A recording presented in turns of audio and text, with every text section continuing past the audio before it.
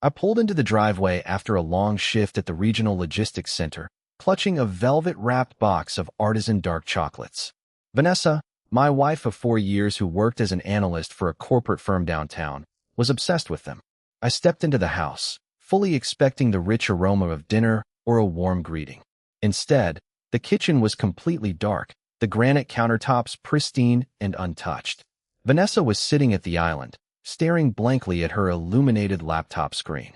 "Hey," I said, offering a warm smile as I set my briefcase on the entryway bench. "No dinner cooking tonight." She didn't look up from her monitor. I didn't have time, Derek. Work was a nightmare. I walked over, holding the box out in front of me like a small peace offering. "Well, I brought you something. That small shop on Elm Street finally had those dark cocoa truffles you love." Vanessa glanced at the box, her expression completely flat. She sighed and turned back to her computer. Just set it down on the counter. I'm busy. A cold knot tightened in my stomach. I stood frozen, holding the box midair. "You know, Vanessa, it wouldn't kill you to act a little pleased," I said, my voice dropping an octave. "You never seem to appreciate the effort I make around here." She slammed her laptop shut with a loud click, her eyes flashing in the dim light. Appreciate it? Derek, you bought a box of candy. You don't get a trophy for that. You bring home a $5 trinket and expect me to bow down when I've been drowning in spreadsheets for 10 hours. "It's not about a trophy, and it wasn't $5, I replied defensively, taking a step back. "It's about making an effort for my wife. I thought about you on my drive home. Clearly, you weren't thinking about me or this house." Oh, here we go. She snapped, standing up from her bar stool and crossing her arms tight against her chest. You're keeping score again. Every little thing you do is just leverage for the next time you want to feel morally superior. "I am not keeping score." I raised my voice, the frustration boiling over. "I just want a simple thank you instead of immediate hostility." I don't owe you enthusiasm on command, Derek. She yelled back. You do the Senis things just to trap me into owing you something. "That is completely insane," I shouted into the quiet room. "It was just a gift." Keep your gift. Vanessa snapped, turning her back on me and marching up the stairs toward our bedroom. The bedroom door slammed shut above, the heavy click of the lock echoing down the stairwell. I stood alone in the dark doorway of the kitchen, the velvet box heavy in my hand, completely unable to fathom how a simple act of affection had just ignited a total war. The silence in our house from the night before still hung in the air like heavy smog. After another grueling 10-hour shift managing shipping schedules, I pulled my sedan into the parking lot of Miller's Steakhouse. I sat in the running car for a minute, staring at the neon sign, nursing the bruise on my pride. I was exhausted from pouring effort into a void. I walked inside, ordered a single prime rib dinner to go, and drove home with the warm grease bag smelling up the passenger seat. I told myself I was simply done being taken for granted. When I opened the front door, the living room was quiet. Vanessa, my quiet and distant wife of 4 years, was curled up on the couch, wrapped in a fleece blanket with a book in her lap. The moment she heard the front door click, she set her book down and looked over.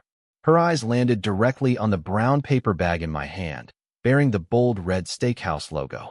A rare, genuine smile broke across her face, lighting up her tired features. Oh, Derek, She said softly, sitting up straighter and untangling herself from the blanket. you actually went to Miller's. Thank you so much. I didn't even realize how starving I was until I smelled that. She stood up and took an eager step toward the kitchen island, clearly expecting me to set down 2 plastic containers. I held the warm bag tight against my chest, my face completely blank. "Vanessa, wait." She paused, her hand halfway to the kitchen counter. What is it? "This isn't for us," I said, my tone flat, stripped of all warmth. "It's just for me." Her smile froze, then slowly collapsed. Her brow furrowed as she looked from the single bag to my eyes. What do you mean, just for you? "I mean, I bought 1 meal," I replied, walking past her to set my briefcase down. I was hungry, so I bought myself dinner. You went to a sit-down restaurant, ordered an expensive meal, and brought home a single portion. Her voice rose, laced with sudden disbelief. You walked right past the grocery store, brought dinner into our shared kitchen, and didn't think for 1 second to ask if your wife wanted anything. "Why would I?" I asked, turning to face her with my arms crossed tightly. Last night, I brought you something you loved, and you screamed at me for keeping score. You told me my gestures were just traps to make you owe me. Vanessa stared at me, her cheeks flushing red. So this is revenge. You're actually turning this petty and selfish over a box of candy. It's not revenge, it's a boundary. I shot back, stepping closer to the counter. If my thoughtfulness is an insult to you, then I'll stop being thoughtful. You made the rules, Vanessa. I'm just playing by them now. You are acting like a spiteful child. She yelled, slamming her hand down on the marble countertop. A normal husband doesn't feed himself in front of his wife while she starves. A normal wife doesn't throw a present back in her husband's face. I shouted back, the anger roaring up my chest. You wanted me to stop expecting things from you? Fine. Don't expect anything from me either. You're unbelievable. She whispered, her eyes burning with pure frustration. You're completely twisting everything into a test. No, you twisted it first, I answered coldly, pulling the single container out of the bag. I'm just eating my dinner. She glared at me for one long, furious second, then spun on her heel and marched straight back up the stairs, leaving me alone in the freezing quiet of the kitchen. Why did you really bring home that single takeout meal? Was it truly a boundary or just a passive-aggressive attempt to hurt Vanessa? I brought it home out of pure spite because my ego was bruised, plain and simple. It was a childish move, and it taught me that reacting out of petty revenge only poisons a relationship faster than open communication ever would. The house was illuminated like a gallery when I pulled into the driveway the next evening. Warm lights spilled across the front porch, casting long shadows over the manicured lawn. I hesitated on the doorstep, the heavy weight of the last 48 hours sitting squarely in my shoulders. When I turned the knob and stepped inside, the sharp bite of unresolved anger was completely gone, replaced instead by the rich, savory scent of roasted garlic and rosemary. The living room was pristine. The clutter of papers and laundry was entirely cleared away. The throw pillows were fluffed, and the dining room table was set with our finest cloth napkins and silverware. Vanessa stepped out of the kitchen holding a steaming porcelain serving dish. She wore a tailored dress I hadn't seen in months, her dark hair pinned back neatly. Derek, She said quietly, setting the dish down on the trivet. Her voice lacked the harsh edge from the night before, sounding measured, almost delicate. you're home. I stood anchored to the entry rug, my heart performing a sudden, unexpected leap. A wave of profound relief washed over me. I looked at the spread, roasted chicken, glazed carrots, fresh bread, and then at my wife. I genuinely believed the ice had finally broken. I thought she was offering an olive branch, meeting me halfway after the bitter war we'd declared over chocolates and takeout. Vanessa, I murmured, a tentative smile touching my lips as I took a step forward. This is incredible. You didn't have to do all this. She paused, looking at me with a faint, unreadable expression. Her hands fidgeted with the edge of her apron. Oh, Derek, no, you misunderstand. My step faltered. Misunderstand, This isn't for us. she said, her tone completely even, devoid of malice yet painfully distant. I mean, of course you can eat with us, but I cooked because my stepsister Brianna is coming to stay with us for a few days. Her train gets in shortly. The warm relief in my chest instantly turned to ice. Brianna, her younger, loud, and unpredictable stepsister whom Vanessa usually complained about, was coming here? To our home, right in the middle of our private war? Brianna, I asked, my voice dropping into a low, dry register. You invited your stepsister to stay here without telling me. She called this afternoon. Vanessa replied, turning back toward the stove to stir a pan of gravy. She's having trouble with her apartment lease back home and needed a place to crash while visiting the city. It was sudden. Right. Sudden, I repeated flatly. I stood there for a long moment, staring at the elaborate feast meant for a guest while our marriage bled out on the floor. I slowly unbuttoned my wool jacket, sliding it off my shoulders and hanging it on the wooden rack by the door with calculated precision. Every movement was deliberate as I recalibrated what tonight was supposed to be. The quiet olive branch was a phantom. I was just an extra seat at my own table. The silver fork clinked sharply against the fine china, the sound ringing out like a small alarm in the stiff dining room air.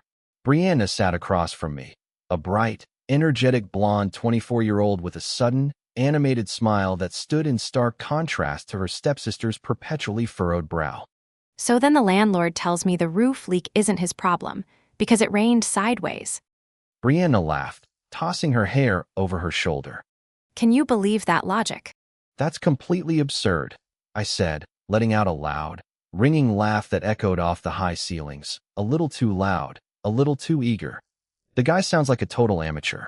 If my logistics company ran like that, we'd be bankrupt in a week. Across the table, Vanessa's jaw tightened until a muscle twitched near her ear. She picked up her wine glass, taking a deliberate, cold sip before setting it down hard enough to rattle the stemware. Derek usually isn't this deeply invested in property management disputes. Vanessa said, her voice dripping with sharp, sugary sarcasm. It's fascinating how attentive you become when the audience changes. I'm just being a good host, Vanessa, I replied smoothly, flashing a dry smile as I looked my wife dead in the eye. It's nice to hear a lively story after a long day at the office. Oh, please. Vanessa muttered, her eyes narrowing as she cut into her roast chicken with aggressive precision. You haven't listened to a full story of mine since last fall, but sudden enthusiasm is your specialty lately, isn't it? Maybe your stories just need better delivery, cousin. Brianna chimed in with a soft giggle, leaning her elbows on the tablecloth and tilting her head toward me. Derek seems like a great listener to me. He's a wonderful performer when he wants something. Vanessa shot back, her voice dropping into a dangerous, icy register. Don't let the polite routine fool you, Brianna. He keeps a ledger on every smile. At least I offer smiles to keep track of, I countered coldly, leaning forward into the warm light of the chandelier. Some people around here run a complete deficit. Vanessa let out a harsh, bitter breath, her hands tensing around her cloth napkin. It was working. The petty spike of satisfaction bloomed in my chest as I watched her composure crack. I turned back to Brianna, opening my mouth to throw out another overenthusiastic laugh. Then, under the dining table, a soft pressure brushed against my right ankle. I froze mid-breath. Brianna didn't pull away. Instead, the bare arch of her foot slid slowly, deliberately up the side of my dress shoe, resting lightly against my calf. I looked up sharply. Brianna was leaning in close, her blue eyes wide and fixed entirely on me, a faint, secret smile playing on her lips. She wasn't just laughing at my jokes. She was playing an entirely different game. My mouth went completely dry. The petty thrill of provoking my wife vanished instantly, replaced by a cold wave of panic. The trap I'd laid to hurt Vanessa had just caught the wrong leg under the table. The heavy scent of fresh lilies filled the cab of my truck as I pulled into the driveway the next evening. I carried a massive, expensive bouquet of white roses and yellow lilies under my arm, taking a deep breath to calm the nervous fluttering in my chest. After the unsettling foot brushing under the table the night before, I wanted to fix things. I wanted to draw a line, wipe the slate clean, and reach out to my wife. I walked through the house quietly, heading straight up the stairs to our master bedroom. Vanessa was standing by the closet, pulling down a folded cardigan. Vanessa, I said softly, standing in the doorway and holding out the burst of flowers. I bought these for you on my way home. I wanted to apologize for last night. Things got petty, and I want us to stop this. Vanessa turned around, her face instantly turning to stone as her eyes fell on the bouquet. She didn't move to take them. Flowers, Derek. She asked, her voice dropping into a flat, exhausted drone. You think a bundle of stems fixes everything. I'm trying to extend an olive branch here, I said, walking closer and setting the heavy glass vase down on the nightstand. Can we just put the knives down for one night? I miss my wife. I reached for her waist, pulling her softly toward me, but she stiffened like a wooden board and pushed her hands against my chest, shoving me back. Don't. She snapped, stepping out of my reach. It isn't right to be doing this right now. Brianna is literally right down the hall in the guest room. It's inappropriate. She's a grown woman, Vanessa, and this is our master bedroom with a locked door, I argued, frustration burning behind my eyes. Since when do we need permission from a house guest to be close in our own home? A quiet, taunting chuckle echoed from the hallway. We both whipped our heads around. Brianna was leaning against the doorframe, her arms crossed, a slow, playful smirk spreading across her lips. She had clearly been listening to every single word. Hey, don't mind me. Brianna said with a light laugh, tilting her head toward me. If you guys need the house to work out your issues, I can easily go out for the evening. Give you two some privacy. Vanessa's face flushed a deep, furious crimson. Her hands clenched into tight fists at her sides as she rounded on me, her eyes screaming with pure venom. Our bed isn't for intimacy. Forget about it. Vanessa exploded, her voice echoing violently off the high bedroom walls. Brianna didn't even flinch. She just let out a sharp laugh and answered. But my bed is for anything. Get out. Vanessa screamed at her stepsister, her voice cracking with fury. Get your bags and get out of my house right now. Gladly. Brianna sneered, throwing her hands up in mock surrender as she turned toward the guest room. Vanessa grabbed Brianna's duffel bag from the hallway bench, threw open the front door, and marched out into the cool night air to drag her stepsister down to the driveway. Vanessa, wait, I shouted, sprinting down the stairs behind them. Stay inside, Derek. Vanessa screamed over her shoulder, her voice shrill in the dark yard. Stay the hell inside.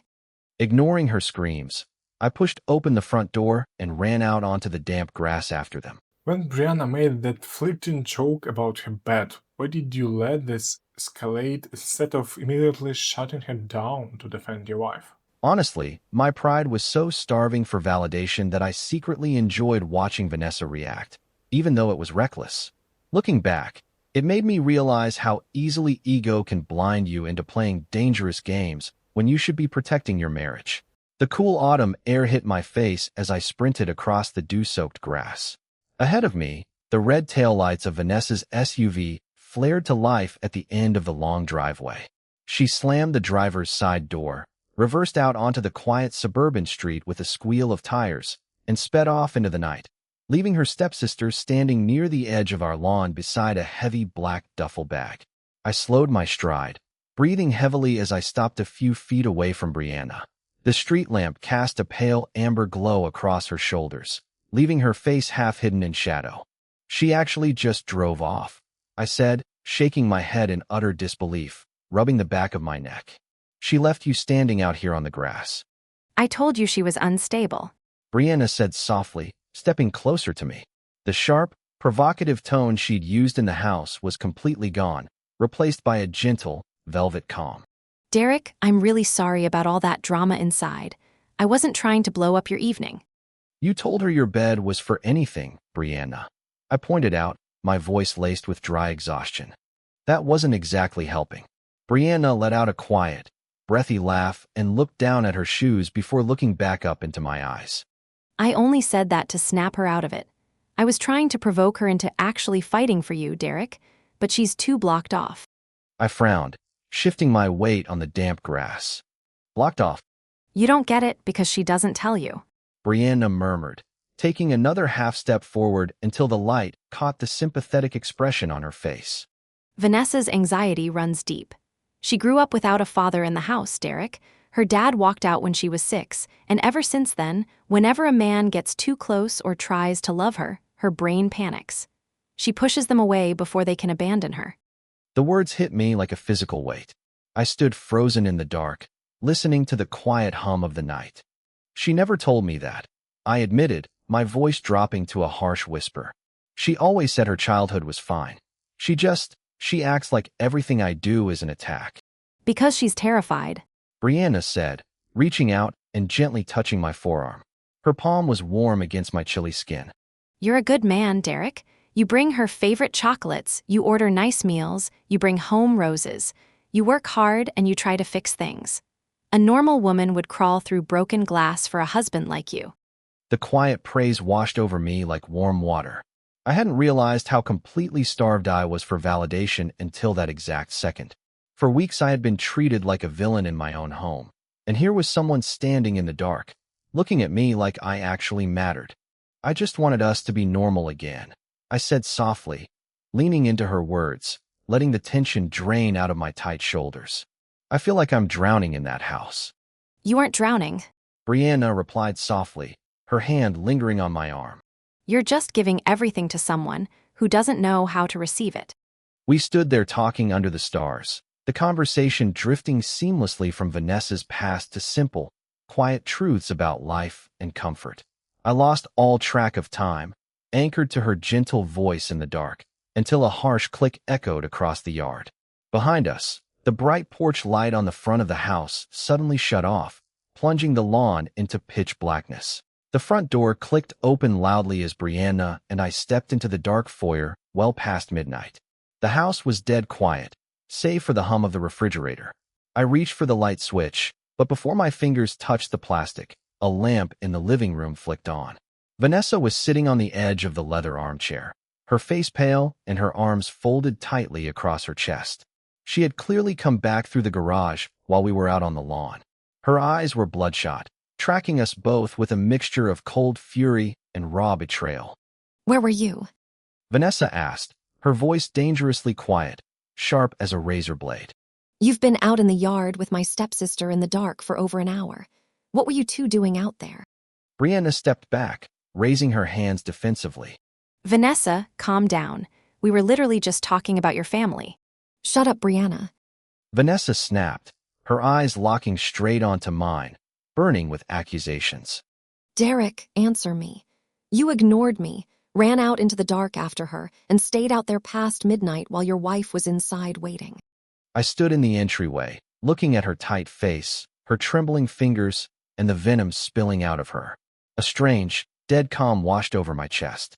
The urge to explain myself, to defend my honor, or to hand her another peaceful olive branch was completely gone. I have nothing to say to you, Vanessa, I said softly, my voice completely devoid of emotion. Vanessa's mouth opened slightly in pure shock. What? You're not even going to explain yourself? No, I replied flatly, taking off my shoes. I'm done explaining myself to you. Without another word, I walked past her, grabbed a spare throw blanket from the hall closet, and tossed it onto the living room sofa. I lay down on the cold cushions, turning my back to her and pulling the blanket up to my chin. Derek, She shouted, her voice cracking in the dim room. get up. You do not get to turn your back on me like this. I closed my eyes and remained completely silent. Fine. She spat, her footsteps retreating rapidly up the stairs before her bedroom door slammed shut so hard the framing rattled. Brianna slipped quietly into the guest room, leaving me alone in the dark. I lay awake for hours, staring at the shadows on the ceiling. The accusation in Vanessa's eyes kept replaying behind my eyelids, but what truly kept me awake was my own silence. I had never shut her out before. It unsettled me far more than her anger ever could. When the pale gray light of dawn finally filtered through the blinds, I heard quiet footsteps coming down the stairs. I sat up on the couch, rubbing my tired eyes. Vanessa was standing near the edge of the rug, holding two mug handles in her hands. She looked small, her shoulders slumped, her eyes heavy with dark circles. She set a steaming mug of coffee on the end table next to me. Derek. She murmured softly, her voice barely above a whisper, completely devoid of yesterday's fury. I'm sorry. I reacted terribly last night. I shouldn't have lost my temper like that. I stared at the coffee cup, stunned by the unprompted apology from a woman who had never once admitted fault in 4 years of marriage. The shift in our house was as immediate as it was surprising. In the days following that dark, chaotic night, a quiet stillness settled over our routines. Brianna packed her black duffel bag on Tuesday morning, offered a polite, clipped goodbye at the front door, and caught a train back to her own city. Once she was gone, the heavy cloud hanging over our marriage seemed to lift with her. Vanessa softened in ways I hadn't seen since our first year of marriage. I came home on Wednesday evening to find her standing over a bubbling pot of beef stew, wearing an apron and humming softly to herself. She hadn't been asked to cook. She had simply done it. Dinner will be ready in 10 minutes, Derek, She said, offering a small, genuine smile as I walked into the kitchen. Smells incredible, Vanessa, I replied, setting my briefcase by the door with a sense of relief that felt almost fragile. At the dinner table, she reached across the polished wood and gently laid her hand over mine. Her fingers were warm. I know things have been difficult lately. She murmured, looking down at our joined hands before meeting my eyes. I really want to make an effort, Derek. I want us to be okay. Me too, I said softly, squeezing her fingers. I really want that too. I decided to throw myself back into the marriage with everything I had. I stopped taking late-night calls from the logistics center, leaving the office early on Friday, so I could take her to a quiet Italian restaurant downtown. We sat in a dimly lit corner booth, talking for hours over candlelight, laughing about trivial things, and leaving the ghost of our arguments far behind us. You're actually fully present tonight.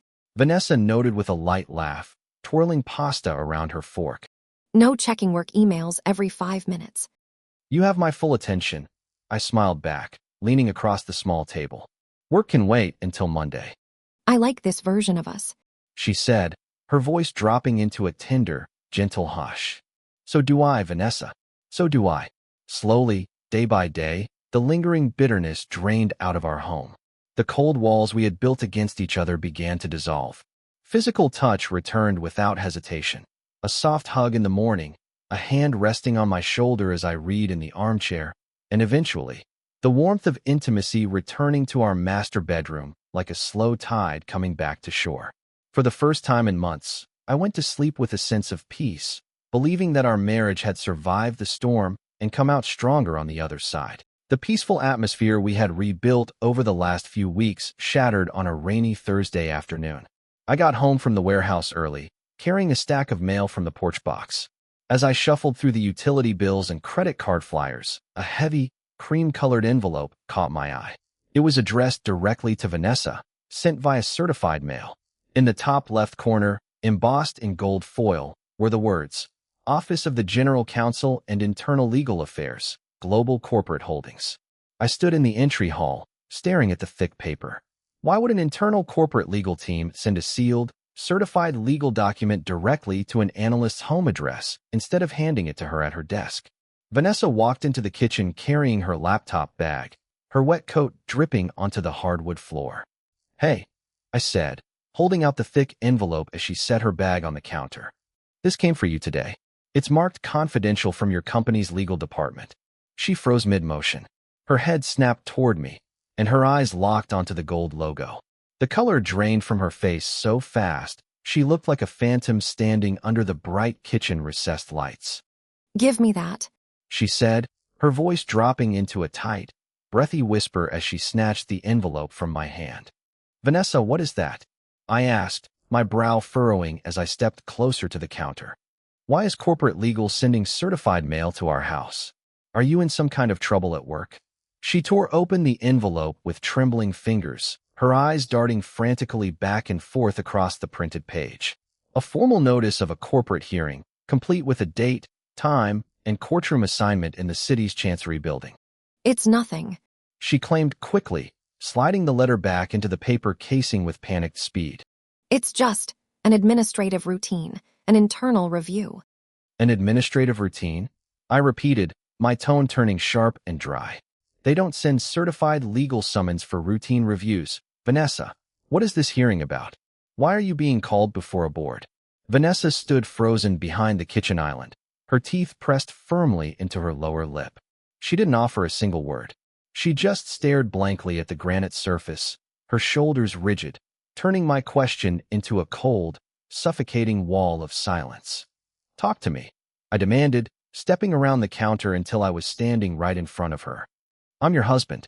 We just spent weeks getting our life back on track, and now you're shutting me out again over a legal summons?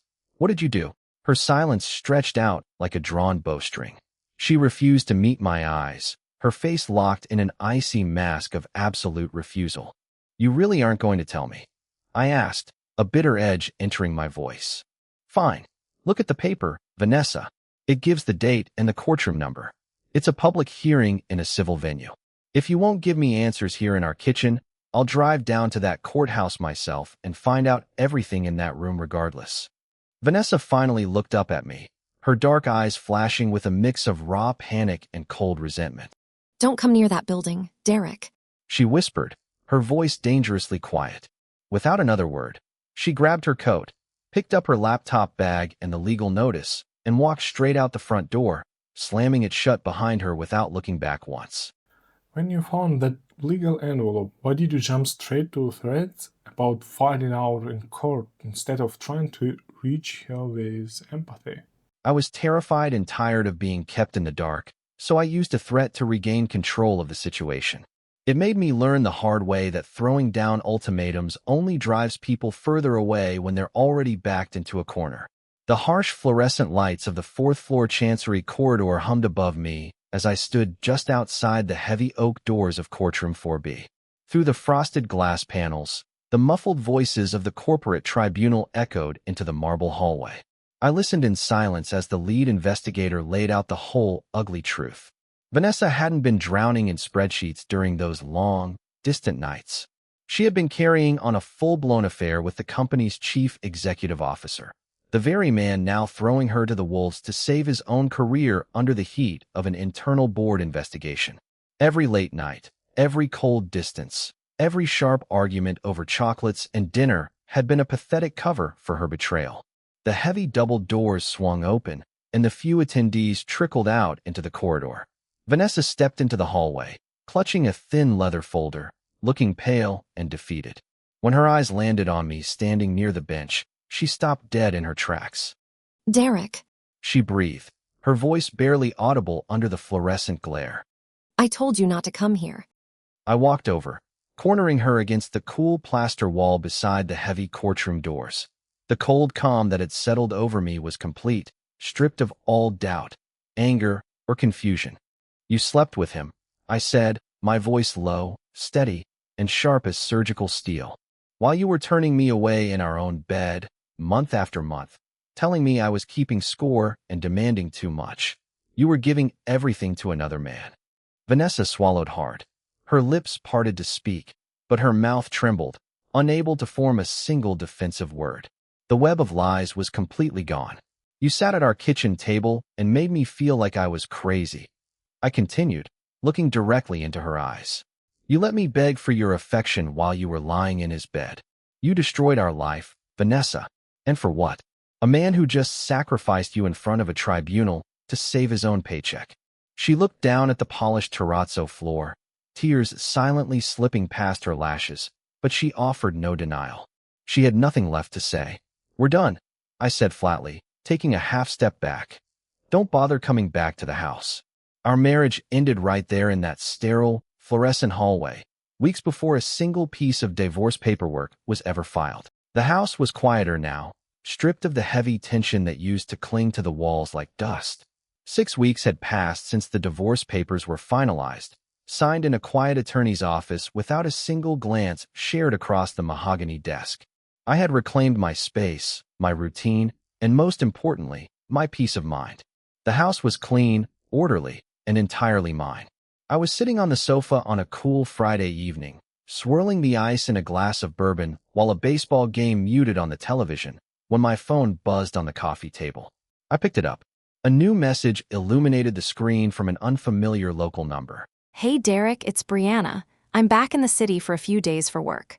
Was wondering if you'd be up for grabbing a drink tonight? I'd love to catch up. I stared at the glowing letters for a long, silent minute. My initial reaction wasn't excitement, nor was it anger. It was just a cold, cautious numbness. I remembered her foot brushing mine under the dining table, her quiet words under the stars, and the subtle way she had played her own game during my marriage's final downward spiral. I had no illusions about who she was, nor did I feel a sudden spark of burning desire to run out into the night to meet her. Yet, as I looked around the pristine, empty living room, I realized something fundamental. I couldn't stay frozen in this house forever, nursing the phantom bruises of a broken marriage. Rebuilding a life after everything collapses isn't about jumping straight into a perfect ending. It's simply about choosing to move forward, even when the next step feels completely uncertain. I set my glass down on the wooden coaster, picked up the phone, and typed back a brief reply. Sure. Tell me where. A moment later, an address for a small lounge downtown popped up on the screen. I stood up from the couch, tossed my phone into my pocket, and grabbed my leather jacket from the rack by the front door. As I pulled the zipper up against the autumn chill, I glanced at my reflection in the dark entryway mirror. The man looking back at me was bruised, wiser, and no longer willing to be taken for a fool. I unlocked the front door, stepped out into the cool evening air, and walked toward my car, ready for whatever lay ahead. Well, to be honest, I don't like all these silly games in relationships. It all seems childish to me, and as we can see from this story, these attempts at manipulation didn't lead to anything good. As far as I'm concerned, it would have been better to just sit down and talk right away, or not talk at all to someone who isn't willing to meet halfway, and not waste your time. What do you think? Let me know in the comments, and see you in the next video.